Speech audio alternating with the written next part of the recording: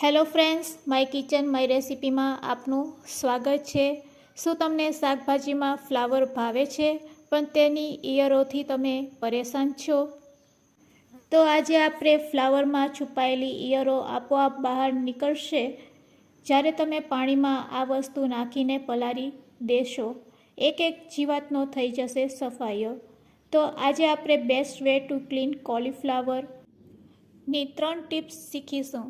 જો આજનો video useful લાગે તો લાઇક અને શેર જરૂરથી કરજો। અને જો તમે મારી ચેનલ ઉપર નવા હોય અને મારી ચેનલને હજુ સબસ્ક્રાઈબ ન કરેલ હોય તો સબસ્ક્રાઈબ કરી બાજુનું બેલ બટન દબાવવાનું ભૂલશો નહીં, જેથી કરીને તમને મારા નવા વિડીયોનું નોટિફિકેશન મળતું રહે।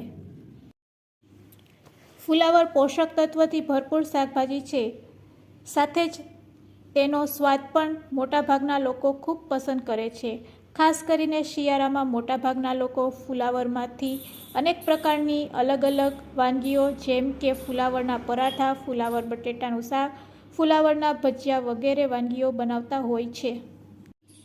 જો કે ફુલાવરમાં એક સમસ્યા હોય છે કે ઘણીવાર તેમાંથી ઈયળો નીકળે છે, જેને આપણે ખુલ્લી આંખે જોઈ નથી શકતા, જેના કારણે લોકો પોતાનું આ મનપસંદ શાક ખાવાનું ટાળે છે।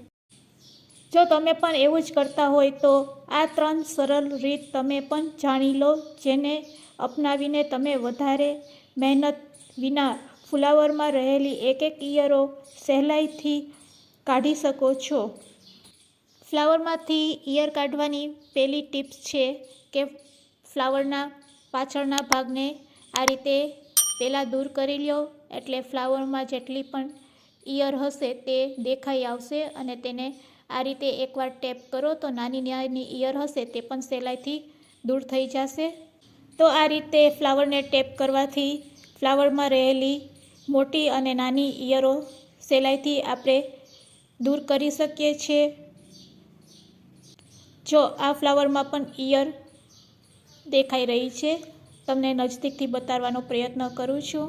તો આ રીતે 2-3 ઈયળ મને મોટી અને 2-3 નાની ઈયળો દેખાઈ રહી છે પ્લેટમાં।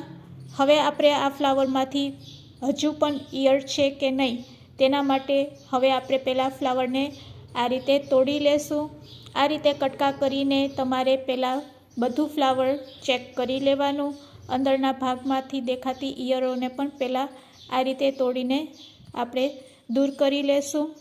તો હવે આપણે સ્ટેપની શરૂઆત કરીશું। તો સ્ટેપ નંબર 1, તેના માટે સૌથી પહેલાં ફ્લાવરને નાના નાના ટુકડામાં સમારી અને પછી આ ટુકડા ઉપર એક નજર ફેરવી લો।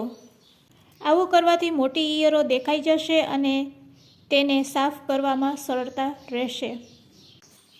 તો આ રીતે આપણે ફ્લાવરને પહેલાં કટ કરી લેશું અને વચ્ચે આ રીતે જોતું જવાનું, ફ્લાવરમાં નાની નાની ઈયળ દેખાય તો તેને દૂર કરતી જવાની। તો અહીંયા આપણું ફ્લાવર સાફ થઈ ગયું છે। સેકન્ડ સ્ટેપમાં હવે ફ્લાવરના આ ટુકડાને કોઈ વાસણમાં ભરીને થોડીવાર માટે નળ ચાલુ કરીને તેની નીચે રાખો અને સારી રીતે હલાવતા રહો। આવું કરવાથી પણ ઈયળ બહાર આવી જશે। આ રીતે તમે પાણી નાખીને પણ હાથેથી ધોઈ શકો છો ફ્લાવરમાં, અને પછી ફ્લાવરને આપણે બીજી પ્લેટમાં લઈ લેશું। આ રીતે ફ્લાવર ધોવાથી ફ્લાવરમાં રહેલી નાની ઈયળો પાણીમાં રહી જશે। તો આ રીતે તમે ફ્લાવરને ધોઈ શકો છો। ત્રીજા સ્ટેપમાં આપણે ગેસની ફ્લેમ ચાલુ કરીશું અને એક વાસણમાં પાણી ગરમ કરીશું।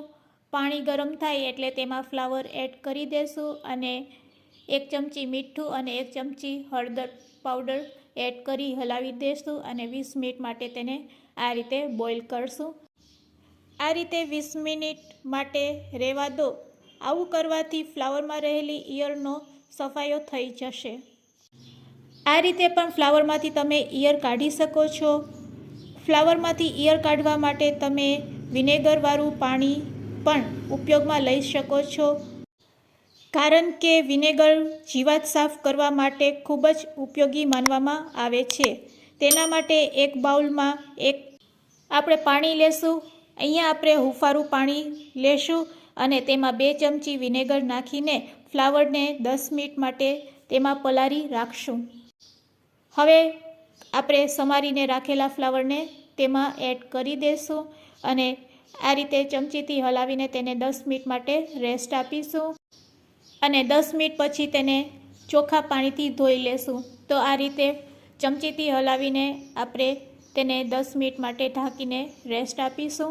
10 મિનિટ પછી આપણે ફ્લાવરને સારી રીતે ધોઈ લેશું.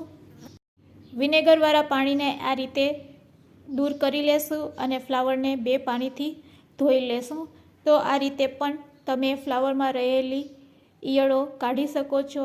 હવે આપણું ફ્લાવર છે એ એકદમ સરસ ચોખ્ખું થઈ ગયું છે. તો ફ્લાવરમાંથી ઈયળો કાઢવાની રીત તમને કેવી લાગી તે મને કમેન્ટ્સમાં જરૂરથી કહેજો અને યુઝફુલ લાગી હોય તો શેર કરવાનું ભૂલશો નહીં. સરસ સાફ કર્યા પછી તમે તેમાંથી શાક બનાવી શકો છો. તો શિયાળાનું ફેવરેટ શાક કહેવાય છે અને મોટા ભાગને ખૂબ જ ભાવતું હોય છે. તો આ રીતે તમે ઈયળો દૂર કરી શકો છો. સૂકવીને પણ ફ્લાવરનો ઉપયોગ થઈ શકે છે. ફ્લાવરને સારી રીતે સૂકવી લો અને તમે તેનાથી તમારી મનપસંદ રેસીપી બનાવી શકો છો. આજનો વિડીયો કેવો લાગ્યો તે મને કમેન્ટ્સમાં જરૂરથી કહેજો અને યુઝફુલ લાગ્યો હોય તો શેર કરવાનું ભૂલશો નહીં.